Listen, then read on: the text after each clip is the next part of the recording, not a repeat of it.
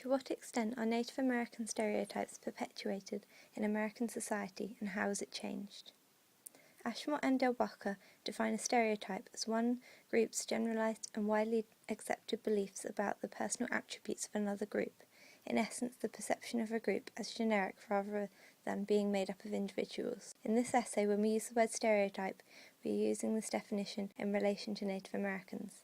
The stereotype of the Indian is a more fictional and surreal representation of the people who are made up of over 500 separate tribes. Despite the connotations of the term Indian as opposed to Native Americans conjuring up this cartoon-like image, in a 1995 census survey, 49.75% of people asked preferred the term Indian or American Indian to Native American, with only 37.35% in favour of the term Native American. The Indian stereotype is the one usually played upon in film, which has permitted a dehumanisation of these tribes and has legitimated and allowed a continued relative lack of recognition of the massacre of Native Americans in the 19th century. This perception is not helped by the baseball team, the Cleveland Indians, and the American football team, the Washington Redskins. These terms are examples of unashamed stereotyping in American popular culture. Barth states that it is difficult to separate an actual object or place, etc., from the mythologies that surround them or make them up. To elaborate, the media and other culturally added information about a subject inevitably become what people remember or begin to believe about that subject. People can take away what they read as true without being certain what they're reading isn't a piece of manipulated media to serve a purpose, i.e. generally the media portrays people or things in certain ways to get the consumers to have the right view about it. The media has portrayed Native Americans in certain stereotypical ways to make the general public also develop these prejudices about them. In cowboy and western films, they are seen as violent and uneducated. They are always portrayed as the bad guys. There are also many mistakes regarding which tribe has which way of life or a characteristic. The different tribes did have differentiated practices, but these have become unclear and merged in films, perpetuating lies and the wrong information to mislead the consumers of that film. Said argues very simply in his principle of othering that we use the otherness of cultures different to our own to be able to understand ourselves better. For this to happen, we define ourselves as different to people of a foreign race by noticing how we are different to them. This is known as Orientalism. In some cases, this is to prove that the culture we are othering is inferior to ours because it lacks some features that we consider necessary to a functioning society. For example, a lack of hegemonic hierarchy, or the lifestyle seems more old-fashioned and simple. In the case of Native Americans, the settlers may have believed that because they lived in a cluster of log cabins, teepees, or had a migratory lifestyle, which was so other to their own, that they were less advanced. This often leads to colonization or teaching the other to become more like them, usually with the addition of their own religion as the right one. Hyperreality is a postmodern term by Baudrillard to describe a state in which a person is unable to distinguish between the real world and a simulated one. This is usually found in media-saturated, technologically advanced countries of the Western world. The media influence is huge in such countries, and the population are bombarded with advertising and reality television constantly, to the extent that they are living in a hyperreality.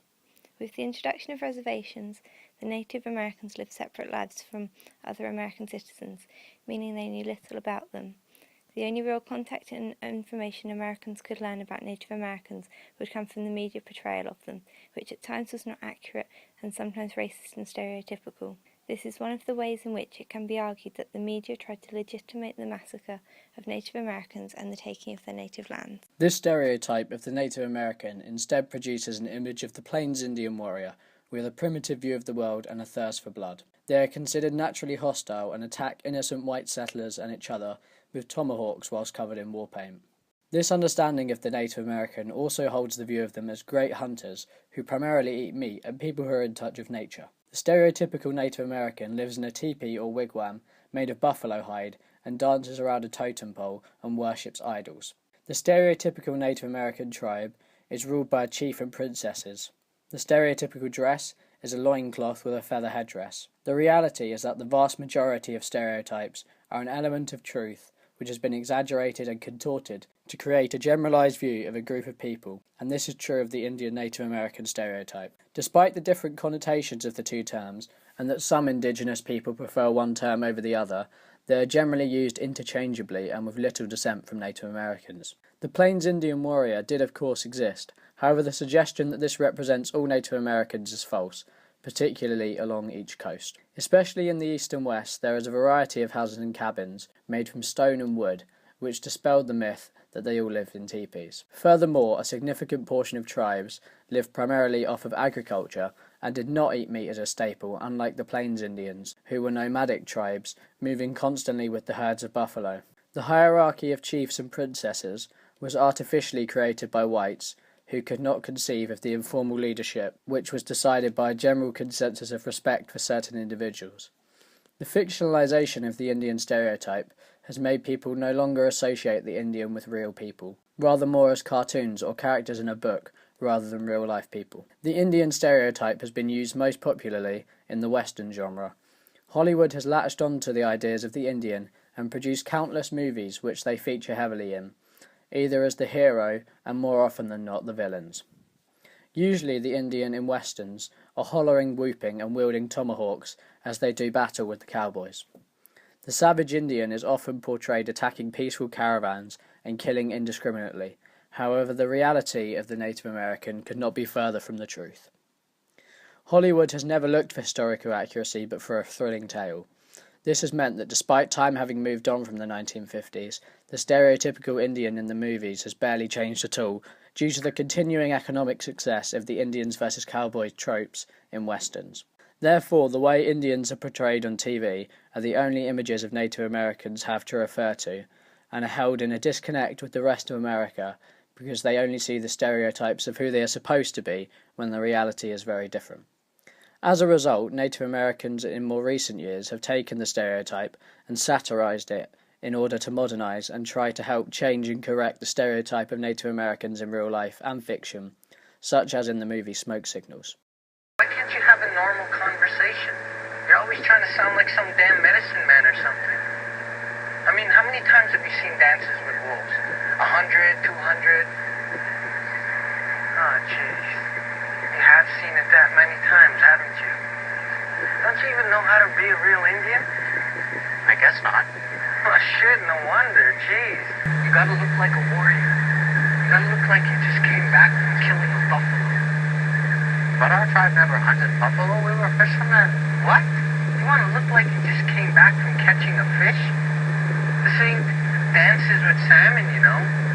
Thomas, you gotta look like a warrior. The perception of Native Americans in the 19th century was universally negative among white settlers. The hostility stemmed from media misrepresentation and a lack of native voices heard by the American public. They were also viewed as an obstacle to manifest destiny, which led to a version of the genocide looking exclusively westwards rather than eastwards until the 1970s. A summation of white attitude to Native Americans can be seen in General Sheridan's infamous quote in 1869, "The only good Indian is a dead Indian." Today, there is still hostility to their way of life, even from the government who have tried to suppress Native American religions. There has been a continuing civil rights battle, stemming mainly from the 1970s, which has led to restrictions on access to religious sites and use of sacred objects. These restrictions show a lack of change from the 1870s, when the lack of respect to Native American religion led to their removal from the sacred Black Hills. The stereotype of Indians today is that they live on reservations, whereas in reality between 1/3 and 1/2 live in cities such as LA, San Francisco and Oakland. Today the Native American is considered lazy and work-shy, when in fact reservations have minimal opportunities for employment and economic advancement, which has led to high alcoholism and gambling rates, not aided by the presence of casinos on reservations. In conclusion, Native American stereotypes are perpetuated in the media, particularly through film and sports. The Indian is primarily the image perpetuated by Hollywood, as it is a simplistic device to try and create a compelling story. This image has not really changed to a great extent due to the lack of change of media portrayal since the 1950s.